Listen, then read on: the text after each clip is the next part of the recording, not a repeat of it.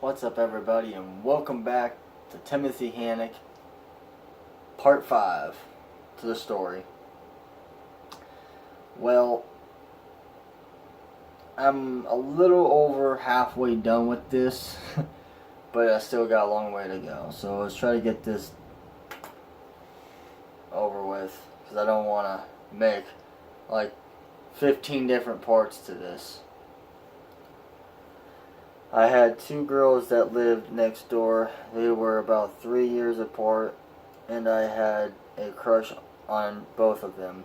They knew karate, and the younger one, named Amber, I believe her name was, liked kicking me in the nuts.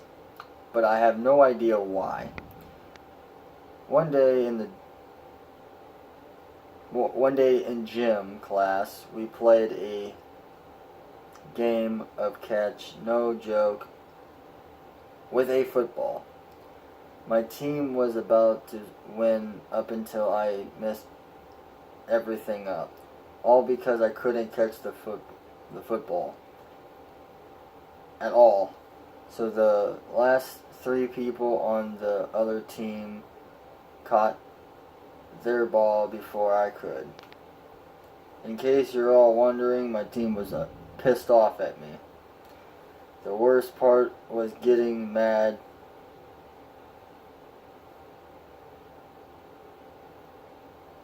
getting made fun of by two girls, but that changed because of my special ed teacher overhearing the girls call me a little girl because I couldn't catch the football. The teacher told them off and demanded them both to apologize to me. One day at the bus stop, I told this mixed guy that I was racist, and he looked at me and said, "Well, my dad is black, so you better stay away from me." I honestly had no idea that the word racist, I had no idea what the word racist even meant. The only reason I said I was because everyone was talking.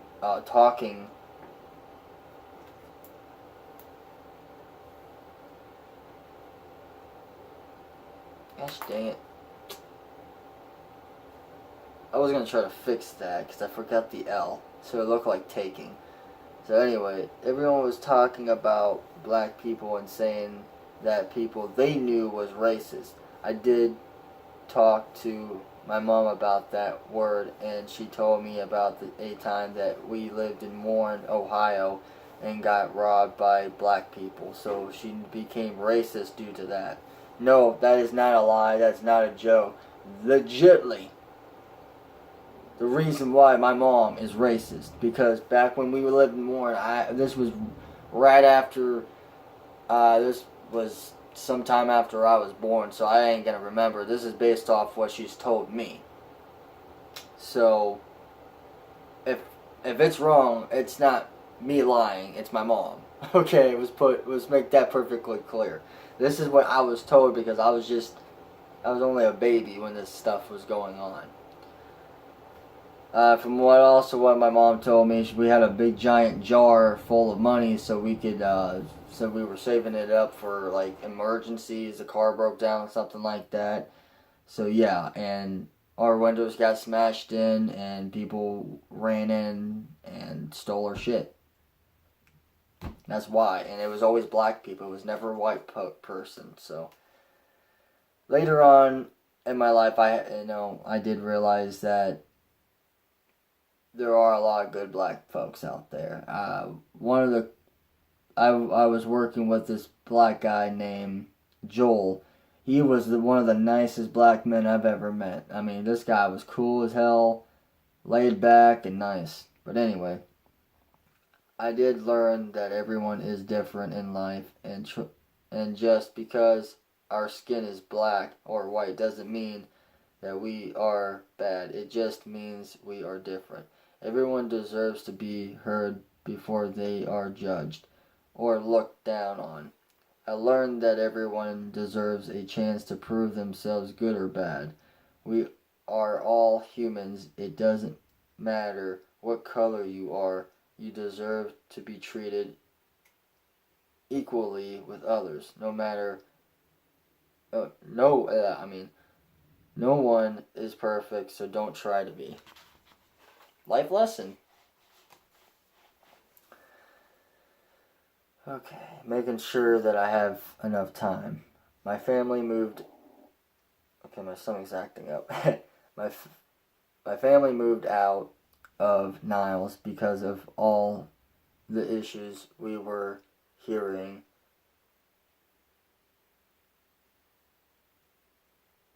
Oh, having. That looks like an R. Okay, see?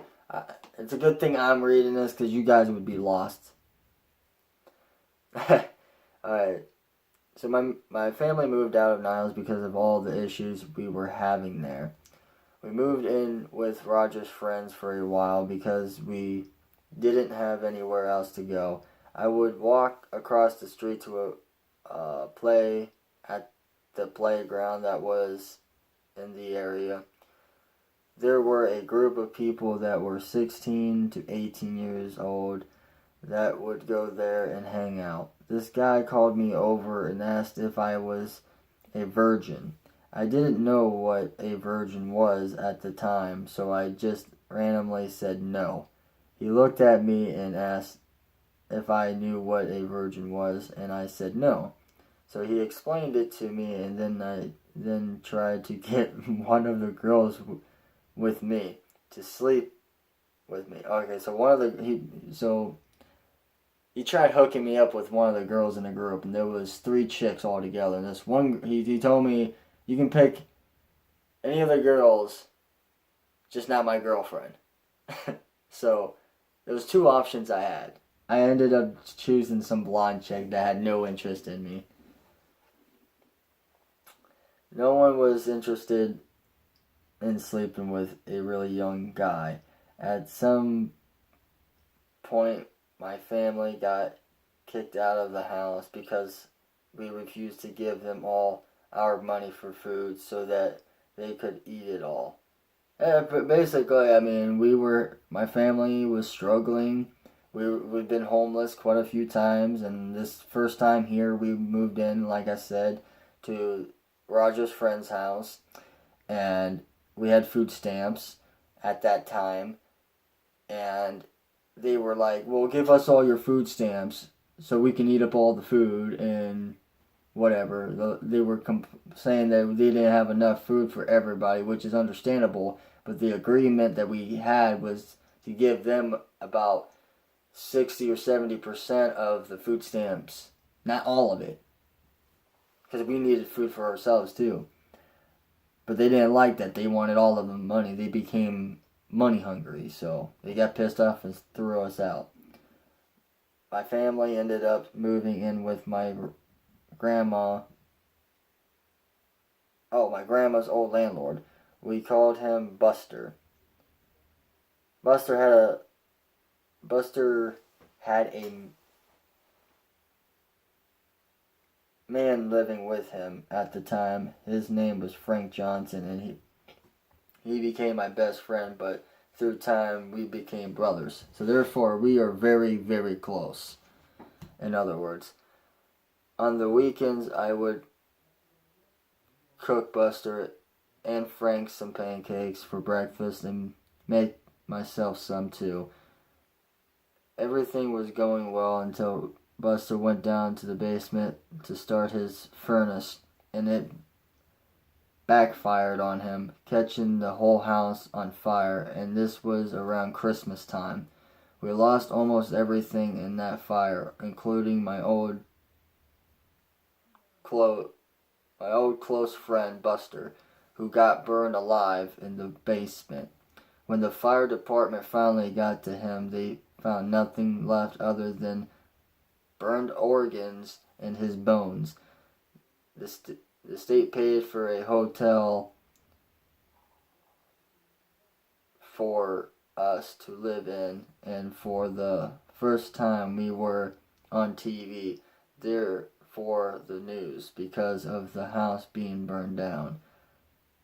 And I tell you what, if you're gonna be on TV because your house burned down, it's nothing to be excited about.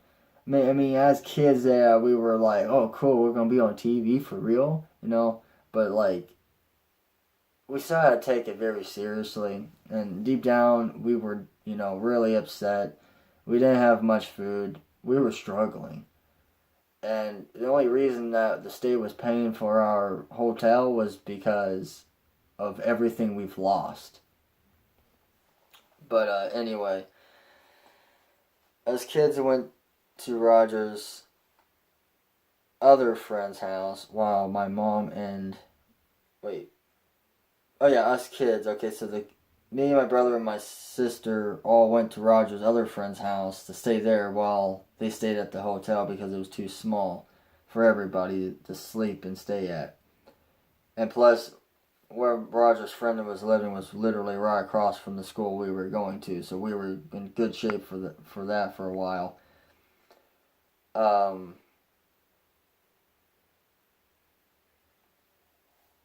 Now I gotta find my place because I explained that a little too fast. Okay, so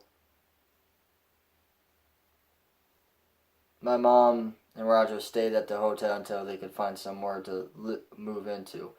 When my mom found a place to live, it was in a duplex. At this time, I turned 16 and got my very first kiss from a girl named Tina Eppley. Tina was my neighbor, and I did become friends with her brother, Eddie, and worked for her dad, also named Eddie. Well, I think that was his real name. Everyone called him Ed. One night, I got up to check the time, which was in my sister's room. Okay, now here comes a really bad part. Just a heads up, plus I'm looking at the time. The alarm clock, that is because I didn't have a phone at that age. As I walked to her room, I noticed that the door was cracked open enough to peek inside without making a noise. And I saw Roger in his boxers, therefore underwear, laying on top of my sister, so I immediately opened the door. I watched Roger jump off of my sister and act like nothing happened. He asked me what I wanted, so I told him I wanted to check the time. So I looked so he looked at the time and walked off.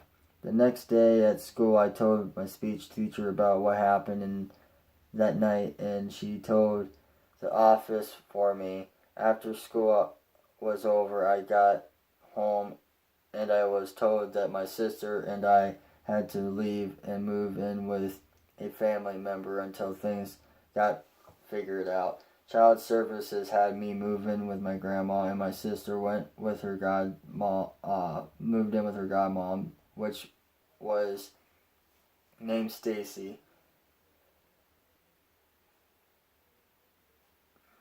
When I got to my grandma's, my life changed a lot because I had no video games to play, no TV, just old VCR tapes to watch. Alright, that's where I'm going to leave this at, guys. I know I have a little bit of extra time, but just want to let you guys know that if you have any questions as far as what I've read so far, just ask in the comments. Let me know what you think about what's going on. And as far as Roger, yeah, I caught him on top of my sister almost naked. I mean, he had only boxers on. And I wasn't going to let that happen. He actually, I didn't put this in the story, but he actually told my sister that he was going to give her candy or whatever she wanted as long as she would give it up for him. Therefore, sleep with him. Sex. Okay, for those who are young and don't understand. Which, in this case, if you're too young to understand that, then you shouldn't be watching this, to be honest. But anyway, like, subscribe, and comment. Peace.